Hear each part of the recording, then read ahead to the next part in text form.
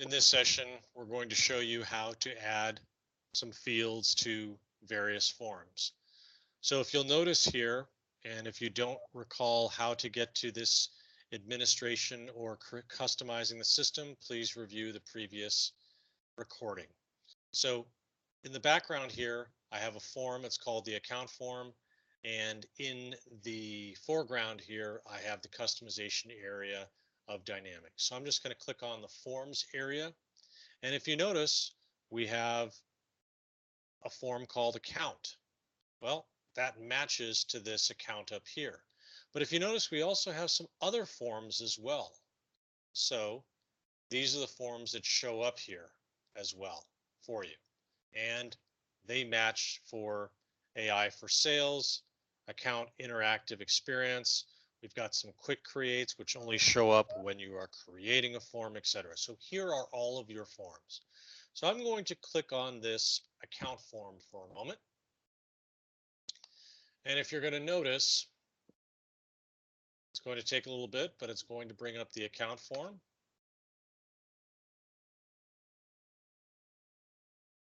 And I'm going to move it down here just for a moment. Make it just a little bigger. And again, sorry for the delay. It's all due to caching since it's the first time and I cleared out all of my cookies and my cache and everything else before I did this presentation. So if you'll notice, this is the form designer. And look, actual revenue, number of employees, owner, owner. Pretty straightforward. If you'll notice here, we have the summary. This is the summary tab area. If I scroll down, we have project price list. Yes, it shows up on this form all in one place, but in the UI, it actually shows up as a separate tab to navigate to. If I scroll down, we've got details. Details is here. Field service, scheduling, related. Okay, so that's the form. So one of the things I'm going to do, and you can do this in a number of areas, is I'm going to add some fields to the account form. Now, I could add the fields directly to the fields area here. And in this area, I am adding one-to-one relationships, not one-to-many relationships.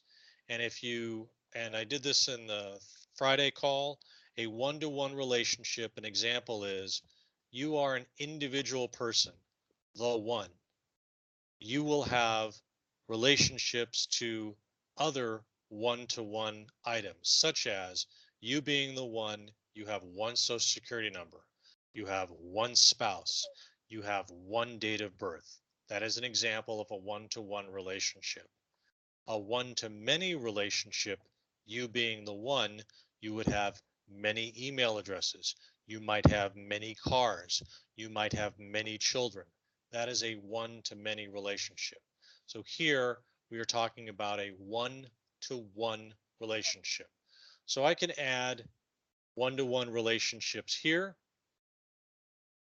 Or if I wish to go to the form, and I'm going to have to come up here, I can create a one-to-one relationship here by clicking on New Field. And this is going to ask me, okay, well, great. What do you want the field name to be? And you should make it descriptive for what it is. So what would be a one-to-one relationship that I would want to track on a account record? Let me think about one right now is trying to think here. Could be territory. I think we already have number of employees, annual sales. We have, you know what? I'm just going to make it real simple. Company mascot. Actually, sorry, I have to think about this here because we've already got ticker symbol, relationship site, product price list, their parent account. What's something we want to track on a company? Let's see, industry. Industry. Okay. I can make this optional. I can make it required or recommended. And what do I want to do? I could do a single line of text where they have to type something in. It can be an option set. This would be a pick list. I could have a multi-select, meaning they could check multiple items from a pick list. I can give them two options, like a yes or a no, whole numbers, etc. You can read the rest here. Okay, but for right now, I'm just going to make it a little more complicated. I'm going to do a pick list. I'm going to click the plus button, and I'm going to say automotive, for example. And I'll add another one, retail. Let's see, I'll add another one, travel. Oh, hospitality, excuse me. Okay. And of course, hospitality, I'm going to press delete here since I didn't want that item there. They're not in alphabetical order. Really simply, I can press that, save and close. It is creating the field as we speak, or I could do save and new. And at this point, it's added the field, and I may not want to see all fields. I may want to see custom fields. And if you notice, we had one called industry, but it's not showing up here. Why? Because the screen needs to be refreshed. So I'm going to refresh my screen. If you have a number of fields you need to create, it may be better to do it through the field area and then come to the form later. Custom fields. There's our industry field. So all I need to do is drag and drop. When I'm done making all my changes, not just one at a time, you can press save.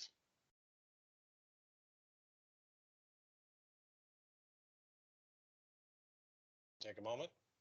And then you're going to click publish. And again, I would encourage you to basically make all of your changes at one time and then publish all of your changes at the end, because otherwise it's just going to take too long doing it intermittently all the way through. I'm going to click back on this form. I'm going to refresh my screen. And magically, I'm going to have industry. And now users can select what this is. Okay, so there's how we add a field to the database and modify the form. There's a lot of other things that we could do here to modify the form, but that's one of them. In another session, we'll do modifying a form with adding a one-to-many relationship for opportunities, since it is not listed here now.